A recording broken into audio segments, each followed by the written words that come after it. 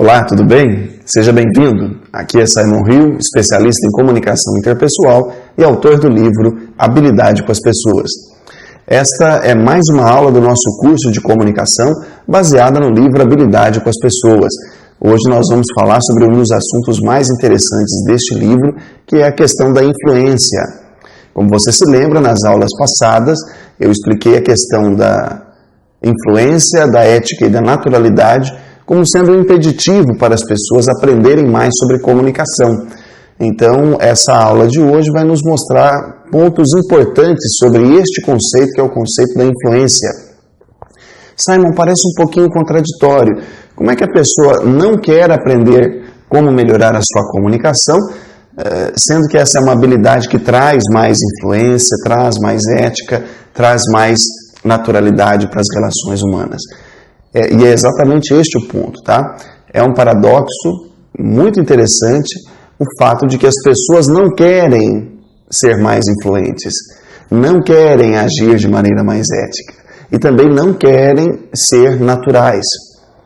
Recentemente eu fui convidado para fazer uma palestra sobre a relação da comunicação e a saúde da mente, e um dos pontos mais interessantes que eu consegui colocar dentro desse tema foi a questão do enfrentamento.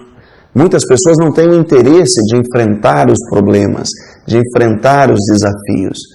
E aí elas recorrem para refúgios, elas fogem da realidade e aí começam a agir de maneira antiética, consigo mesmas, com as suas famílias, perdem a espontaneidade e começam a manipular os outros.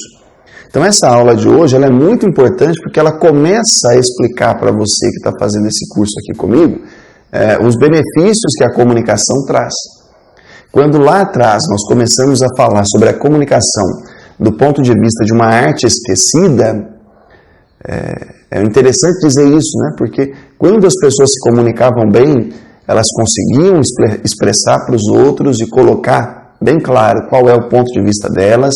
Elas agiam de maneira ética e conseguiam ser espontâneas, conseguiam ser naturais. Então este é o que se perdeu, né? Este é o resultado que se perdeu quando se perde a habilidade de comunicação. O benefício que as pessoas deixaram de ganhar foi esse, né? Você deve estar percebendo que a minha voz está um pouco rouca, é porque ontem teve o casamento de um amigo, e aí a gente estende um pouquinho mais, né? A gente se diverte um pouco celebrando a felicidade deles. Então, hoje nós vamos falar sobre influência. Se você tem aí o seu exemplar do livro Habilidade com as Pessoas, abra-o, por favor, na página 48. Nós vamos falar sobre influência. O capítulo é o de número 7. Este é um capítulo mais extenso, tá bom? Esse é um dos capítulos mais longos do livro e a gente vai trabalhar aqui essa questão da influência de um ponto de vista muito claro. Então, é óbvio que vão haver cortes nessa aula, né? Porque assim que a gente chegar num determinado ponto, a câmera vai fazer uma pausa mesmo, automática, que é dela, mas eu vou tentar ser o mais objetivo possível para você entender bem a questão da influência dentro da comunicação interpessoal, tá bom? Influência. Muito importante você entender o seguinte, olha, que na base de toda mudança de comportamento existe um processo de influência. Sabe aquela pessoa que era bem comportada, de repente virou o braço da viola? É porque esse sujeito sofreu um processo de influência. Pode ser de um professor, pode ser de um amigo.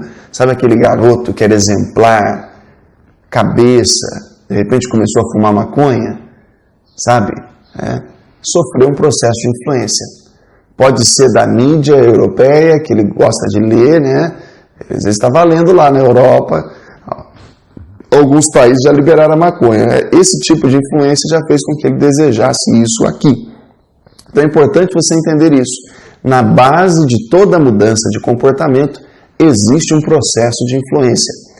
E muitas pessoas acreditam que a influência e a manipulação e a persuasão são a mesma coisa. Não, não são. Tá bom? Vamos lá avançar na leitura e você vai descobrir essa diferença essencial. Muitos acreditam que todo bom comunicador é um manipulador. Esta crença se baseia no desconhecimento do que é um processo de influência, o que leva a confundi-lo com processos de convencimento. Entretanto, a influência é como uma força gravitacional. Nós fazemos parte de um processo de influência sem saber. A influência é como um processo gravitacional e também é como o ar que a gente respira. Independente se você gosta ou não, a lei da gravidade funciona. Independente se você quer ou não respirar, o ar está aí ao seu redor. Respirar é algo tão natural na nossa vida que a gente só se dá falta, né? Só se dá conta disso quando o ar acaba. Quando aprovamos de maneira consciente um processo de influência, aí esse processo muda de nome. A gente começa a chamá-lo de educação.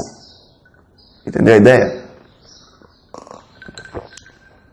Todo processo de influência acontece de maneira inconsciente. Você não percebe que está sendo influenciado.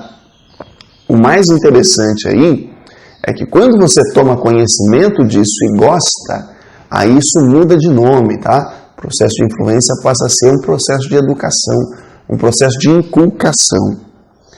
Para entendermos o porquê que muitas pessoas confundem influência com manipulação, precisamos considerar que quando se fala de processos de influência nas relações interpessoais, o que se percebe é uma sucessão de mais do mesmo. Olha que interessante. Muitas pessoas, muitos autores, professores, pessoas que ministram cursos sobre comunicação e influência, sempre partem da mesma matriz que é aquele livro do Dale Carnegie, onde ele fala sobre como fazer amigos e influenciar pessoas. Depois daquele livro, a impressão que se tem é que todo mundo que vai falar de influência tem que passar por ali. Entendeu? Então, se o cara não citar Dale Carnegie, parece que ele não está falando de um assunto que é influência. Então, é importante a gente compreender que a ideia de influenciar pessoas e fazer amigos parece ser a única tela sobre a qual pode se pintar esse assunto. E não é bem por aí, tá? O Dale Carnegie era um sujeito que tinha uma sensibilidade muito grande, conseguiu escrever esse livro, fez sucesso e esforços de marketing têm mantido esse livro no topo, tá bom? Desde a sua publicação na década de 30 do século passado. Só que aquela abordagem é apenas uma abordagem de processos de influência. Quer ver que interessante? Vou lhe dar um outro exemplo. Você já deve ter ouvido falar de programação neurolinguística, né? Tem gente que defende a PNL com unhas e dentes. Só que a PNL também é controversa. Entendeu o ponto? A PNL é um bombril. Aqui você não acha a ponta em momento nenhum. Né? Então, da onde você quer a fonte da fonte da fonte? Você não consegue encontrar a fonte primária em PNL. Tá? Fala-se muito dos criadores da técnica, né? Que é o John Grinder e o Richard Bandler, não sei se é esse mesmo o primeiro nome do Bandler, né? Fala-se muito deles como sendo os criadores, mas aquilo partiu também de uma análise da Virginia Satir, do Milton Erickson, do Fritz Perls, né? Então eles analisavam o método de outras pessoas, criaram ali padrões e replicaram aquilo. PNL é uma forma de encontrar padrões. Só que muitas pessoas desconhecem o que é programação neurolinguística, mesmo ela estando presente em programas de TV, em livros, em vídeos, em filmes, mesmo ela estando presente em cursos empresariais. No Brasil você tem, por exemplo, o Paulo Vieira, lá da Febracis, que faz um coaching com PNL, né? Ele tem até aquela palavra de guerra lá, grito de guerra, yes, yes, yes, como aquele filme lá do Jim Carrey, né? Diga sim, né? Sim, senhor, né? Então, assim, as pessoas que entram por esse caminho, como o Paulo Vieira, você vai perceber que a pessoa quer parecer um guru.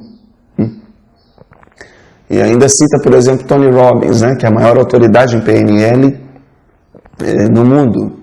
Só que o Tony Robbins é uma celebridade de caráter mundial e ele mesmo diz, olha, eu não sou guru porra nenhuma, o meu negócio é ajudar as pessoas a não sofrer, né? Então, essa é a essência da PNL. A PNL é uma metodologia de encontrar padrões que levem a uma vida prazerosa e evitar padrões que levem a uma vida de desgosto. É isso que é programação neurolinguística. Só que muitas pessoas ainda não sabem. Então eu acho que a PNL é sim uma grande forma de influência, porque ela se mantém epicura e obscura. Simon, como assim epicura, hein? É porque ela é um caminho que leva ao prazer, né? Epicuro, o filósofo, tinha lá o seu jardim de delícias, de prazeres, né? A ideia dele era uma vida pautada pela busca do prazer, ok? Então é muito interessante você entender que quando a gente fala assim, olha, seminários de 3 dias, cursos de programação neurolinguística, cursos de desenvolvimento de pessoas, cursos disso e cursos daquilo, nós estamos falando de uso de técnicas que muitas vezes não foram pesquisadas a fundo na sua eficácia, certo? E simplesmente são repetidas de acordo com aquele formato que as pessoas viram no estrangeiro, tá bom? O brasileiro sofre muito a influência do norte-americano, né? Então é importante a gente saber diferenciar um pouco isso. Muitas vezes não se sabe qual é a origem daquilo que está se copiando. E alguns desses gurus não têm essa preocupação, tá bom? De estudar o assunto, de se aprofundar no assunto. E por quê? Porque o público brasileiro também não tem essa preocupação. O público brasileiro gosta da regra fácil. Ó, fala para mim aqui, ó, o que eu tenho que fazer, quais são os passos que eu tenho que seguir para poder chegar lá. Dificilmente a pessoa vai pegar, né, um livro aí com 430 páginas para ler, para entender, para estudar. Um dia eu fui imprimir os originais, né, daquele livro A Arte de Influenciar Pessoas, que é o livro que embasa, né, a minha palestra principal, e aí eu levei numa gráfica rápida para imprimir o original do livro, para fazer uma revisãozinha rápida, né? E aí a moça da fotocopiadora imprimiu, me entregou aquele bloco, né, um apostilado, aquele bloco, e falou assim, puxa, Simon, agora o difícil é ler tudo isso, né? Aí eu expliquei para ela, falei, não, mas esse aqui é o meu livro. Ela falou assim, nossa, você escreveu tudo isso? Eu falei assim, sim, escrevi tudo isso e li pelo menos outros 50 livros antes de produzir essa obra, né? Então as pessoas têm essa resistência ao conhecimento. E é isso que leva muitas pessoas a serem esmagadas ou envolvidas por processos de influência. O não desejo de aprender. Ao som da natureza, vamos ler então o parágrafo 5. Aquilo que se prega nas palestras motivacionais não passa de uma cópia da cópia que depois de meio século fica com a qualidade de definição cada vez mais fraca, como se fosse mesmo uma xerox de xerox de xerox de xerox. O falante se torna uma fotocópia de um autor norte-americano que fez um cursinho de final de semana em PNL ou sobre como fazer amigos, né?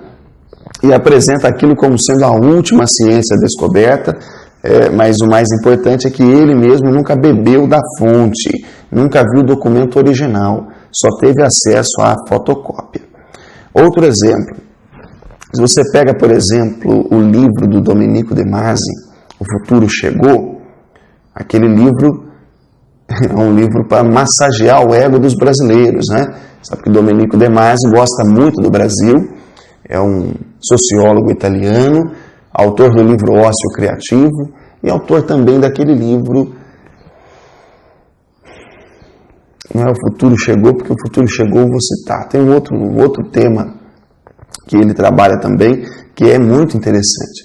Só que neste livro O Futuro Chegou, ele está falando sobre o uso de um modelo brasileiro aplicado ao mundo. Pensa na loucura. Ele fez ali um apanhado das sociedades do mundo e aí conclui o livro dizendo assim, olha, o modelo de vida do brasileiro é um modelo de vida que deveria se expandir para o mundo. Então, se você é brasileiro com um pouquinho de consciência, você já sabe que a sacada dele está errada. Por quê? Porque para você criar um modelo de mundo próprio, você precisa de uma referência anterior. E o brasileiro não tem referência. Não tem. Nós vivemos num país em que ninguém conhece o bisavô. Se você perguntar para os seus amigos assim, o que seu bisavô fazia, quem ele era, qual que era o nome dele, qual que era a profissão dele, e tentar descobrir se de uma geração para outra a sua família avançou, você vai ficar doido. Porque no Brasil ninguém conhece o bisavô. Né? E o mesmo se aplica à produção de conteúdo intelectual e serve também para esse mercado que a gente está comentando aqui, de palestrantes, de desenvolvedores de pessoas, de life coaching, né? Essa questão do life coach também é muito interessante, vale a pena a gente frisar aqui. Tem pessoas que se dizem, já bem, tem pessoas que se dizem coach da vida dos outros. Começa que o sujeito acredita que coach vem do inglês treinador, e por ser do inglês treinador, toda vez que eu treino alguém, eu estou sendo um coaching. Eu estou fazendo coaching quando eu treino uma pessoa. Não é bem por aí.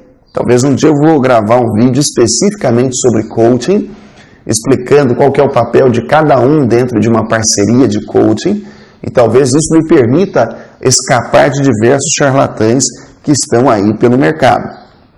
Agora, olha que interessante. Por que eu falei de Domenico De Masi aqui, de PNL, de Dale Carnegie, coisas do tipo? Você pegar um trabalho como o do Dale Carnegie, como fazer amigos e influenciar pessoas, vai ajudar você a melhorar um pouquinho as suas relações, mas ainda do ponto de vista da falsidade.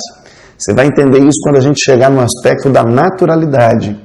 Se você pega uma metodologia pronta e tenta aplicar com os outros, né? Vou citar o exemplo lá do Dale Carnegie, hein? Não critique, não julgue, não fale mal dos outros, sorria, abra um sorriso quando vê a pessoa, memorize o nome da pessoa.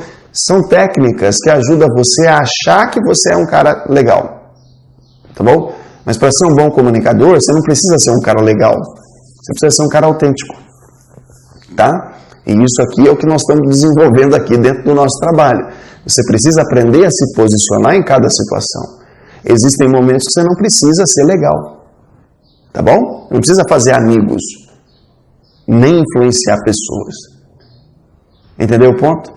A questão da PNL, eu falei que ela é um bombril, porque ali você não acha ponta. Você encontrar a fonte primária ali é muito difícil. A PNL é uma salada, né? Eles vão pegando influência daqui, método dali, padrão daqui, padrão dali, e criaram ali uma estrutura e replica isso, vende isso para o mundo.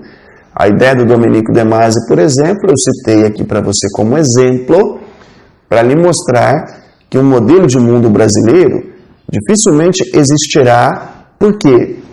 Porque ele precisa de uma referência, e o Brasil não tem conceito histórico para ter referência.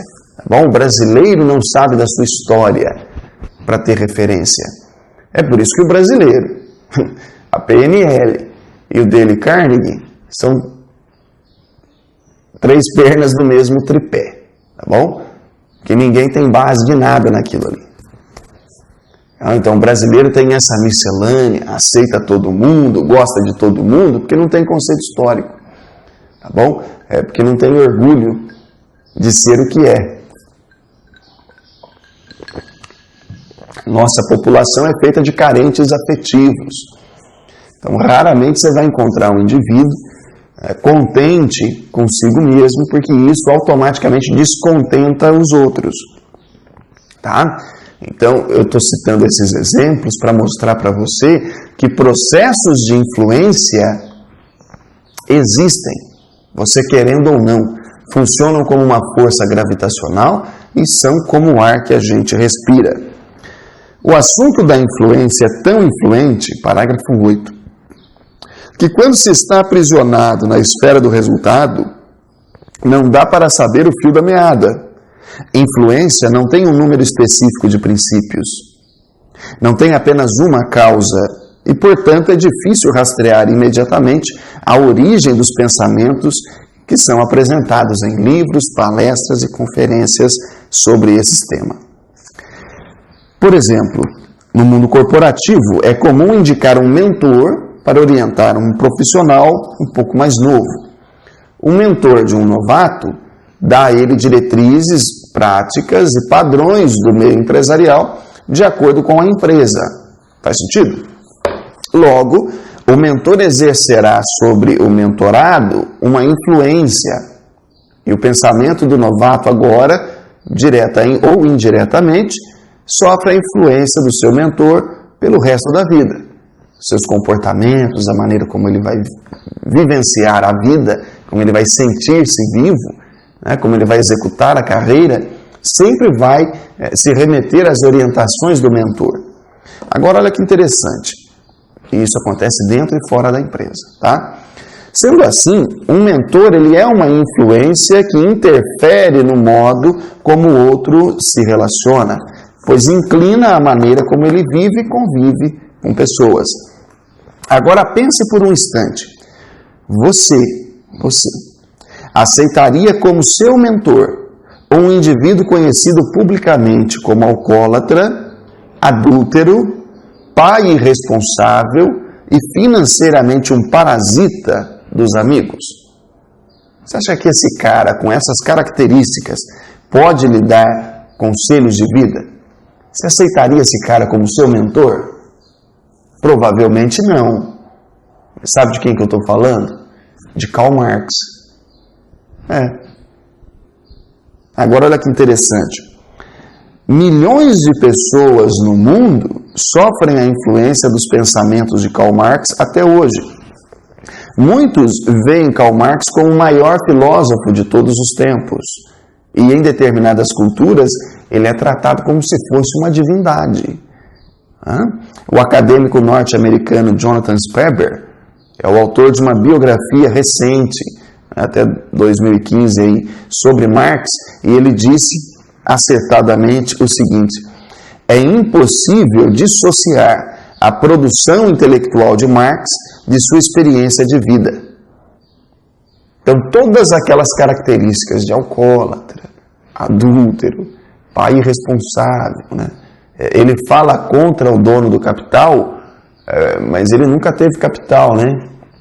Porque vivia às custas dos outros, tá certo? Ele fala sobre cuidar do proletariado, mas ele não cuidou do filho que teve com a empregada, né? Então, Karl Marx, influencia pessoas até hoje, e muitas pessoas nem sabem que são influenciadas por ele. Essa influência é tão forte que as pessoas desconsideram que Hitler tinha como referência teórica Karl Marx. Que ele declarou que sua filosofia nada mais era do que uma interpretação das ideias de Charles Darwin, cujo trabalho Darwin copiou do avô Erasmus Darwin, que era um trabalho a princípio esotérico, de cunho religioso. Então, se a gente for aprofundar nisso daqui, você vai descobrir que a teoria da evolução de Charles Darwin é um projeto religioso, que ele copiou do avô. Ele deu um caráter científico àquilo ali, tá certo? Porque ele tinha um interesse pelas espécies.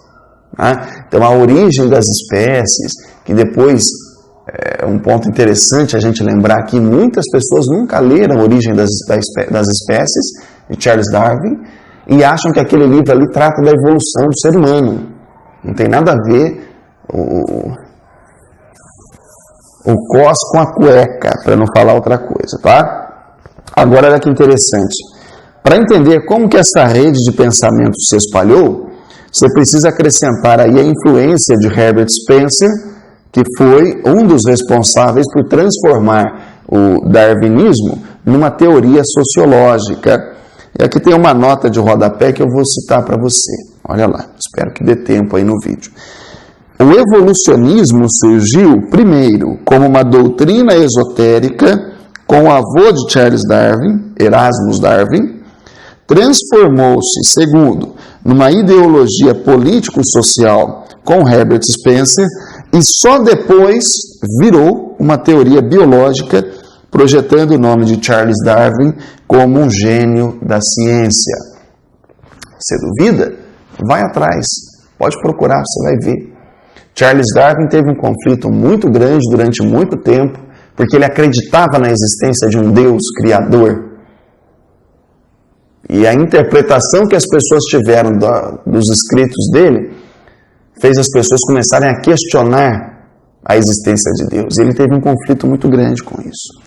Agora olha lá, Hitler deve ter entendido que a seleção natural de Charles Darwin precisava de uma forcinha e decidiu eliminar alguns judeus no Holocausto, algo em torno de 6 milhões de pessoas.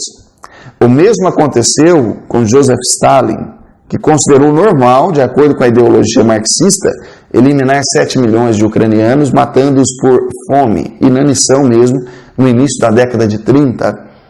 Então você vê que um mentor como Karl Marx, que defendia que para o advento do socialismo era necessária a exterminação de povos e nações inteiras, talvez não imaginasse que encontraria discípulos como Hitler e Stalin tão dispostos a levar a cabo suas ideias escritas à base de uma mente entorpecida com o álcool, a bebida alcoólica comprada com o dinheiro de Engels.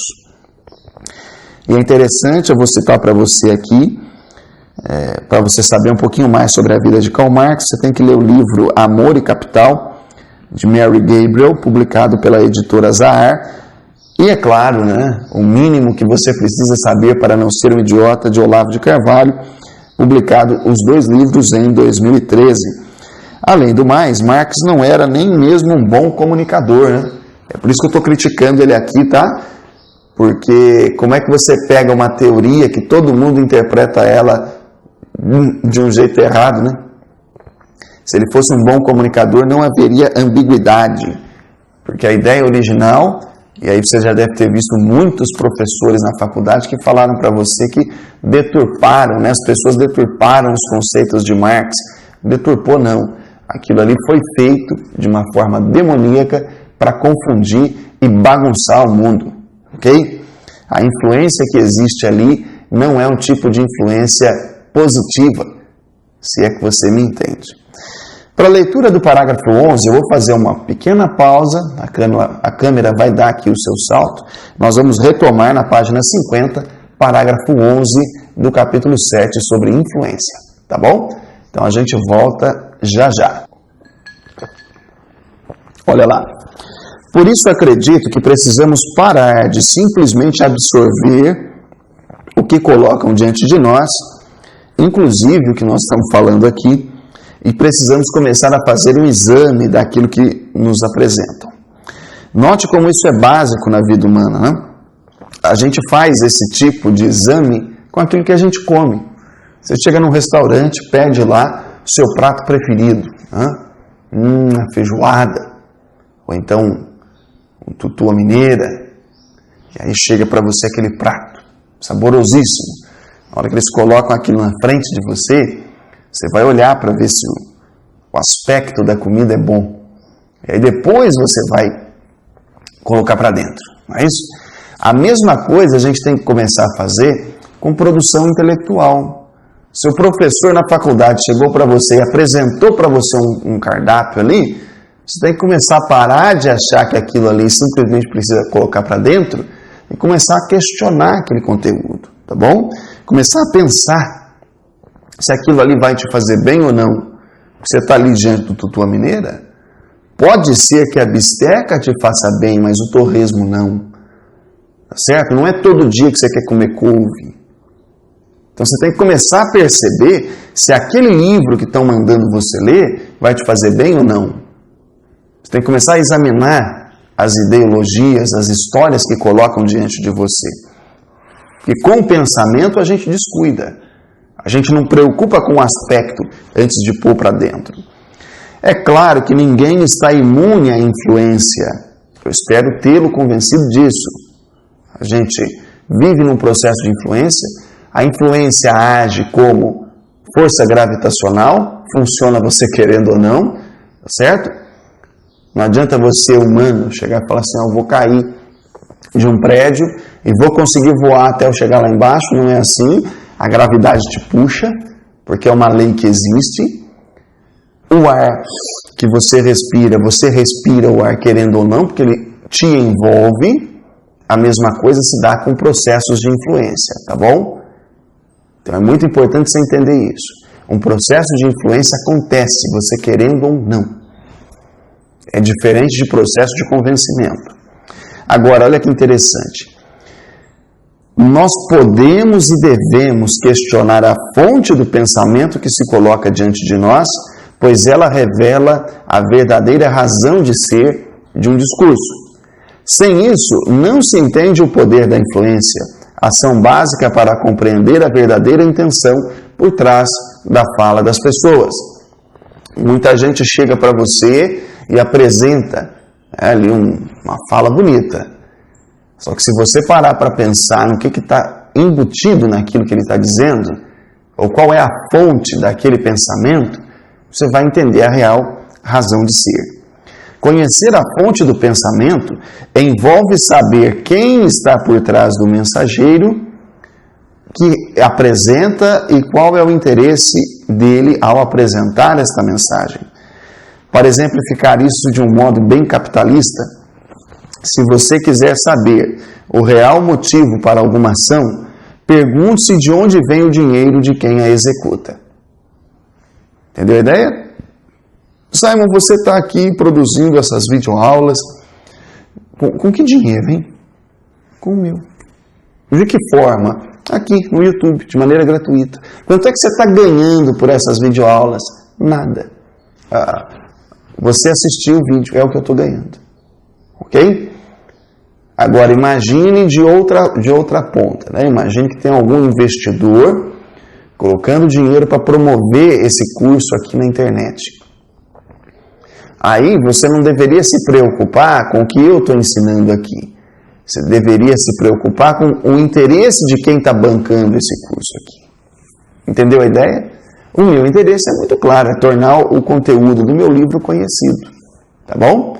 Então, aqui existe uma relação de abertura, de autenticidade muito grande. Eu falo sobre o conteúdo da minha obra com o objetivo de compartilhar com você um entendimento diferente daquilo que você está vendo por aí. Não é porque o que está lá é a única coisa que se apresenta para você que você tem que aceitar. Você percebeu que desde o começo dessa aula eu estou dando muito exemplo de coisas que nos envolvem. Esse é o primeiro modelo, o primeiro exemplo que eu estou te dando de uma coisa que envolve diretamente você. O exemplo aqui do prato de comida. Você chega aqui uma apresentação de um prato, que o aspecto dele está ruim, você não coloca para dentro. A mesma coisa deve ser com pensamentos, com discursos. Tá? Então não é porque o seu professor da faculdade falou que você tem que beijar um colega do mesmo sexo, dar a bunda para o cara, que você tem que fazer. Entendeu? Ah, não, mas você não vai poder falar sobre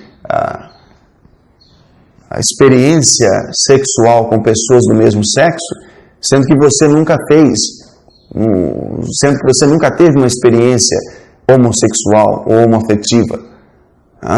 É quase a mesma coisa que dizer que você não pode ser um advogado criminalista se você nunca matou uma pessoa. Então a gente tem que começar a ficar esperto com o que estão falando para a gente, tá bom? E é claro que uma das formas é saber da onde é que vem a gaita que faz o sujeito tocar música, ou seja, de onde vem a grana que banca esse cara, tá bom? Outro exemplo ainda na mesma linha de raciocínio, ó. Toda competição pressupõe que alguém vai sair vitorioso, tá certo? Então, quando eu vejo um anúncio de um palestrante prometendo ensinar os princípios dos campeões, agora eu estou citando aqui o exemplo do Roberto Chiniachik, eu fico me perguntando assim, olha, se eu vou ser um campeão, será que um dia aquele cara que concorreu comigo deixou de ser um campeão? É porque toda competição tem um campeão só, né? E é interessante que nesse trabalho do Roberto Chiniachik, ele fala, né, dos palestrantes campeões, como fazer palestras de impacto e tal. Será que quem assiste o seminário dele não parou para pensar que hoje ele não ganha dinheiro fazendo palestra? Ele está ganhando dinheiro com os seminários. Ele está ganhando dinheiro vendendo livro para esses trouxas, né, que vão lá fazer edição do livro com ele lá. E o cara nunca se pergunta quando que ele vai ser um campeão. Mas peraí, fulano me ensinou os princípios dos campeões. Tá bom, mas para eu ser campeão alguém tem que perder, ué. Entendeu a ideia? E essa ideia socialista de que todo mundo tem que ganhar, não, aqui os princípios tem que ser ganha-ganha. É só para o cara botar no teu rabo, tá? Cuidado. A influência existe e é mais forte que você. Depende da intenção do influenciador e permanecerá oculta enquanto ninguém questionar a fonte do pensamento que está se propagando. Ok? É muito provável que você nunca ouviu o que você ouviu nessa aula até agora. Por quê? Porque eu estou explicando isso para você com muita clareza e pode ser que isso pareça um pouquinho agressivo.